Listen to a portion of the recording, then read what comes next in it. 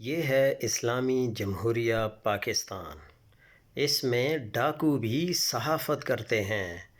Peoples party کی سندھ میں کارستانی check کیجئے۔ سندھ کے مشہور ڈاکو ثناء اللہ شر، جو کہ شر گینگ کا ترجمان تھا، جس پر 17 قتل کے کیسز تھے، جن میں S H O, D S P سمیت 6 پولیس والوں کے قتل کے کیس بھی تھے۔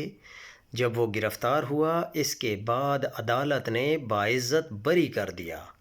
اب اس نے اعلان کیا ہے کہ وہ آزاد صحافت کرے گا۔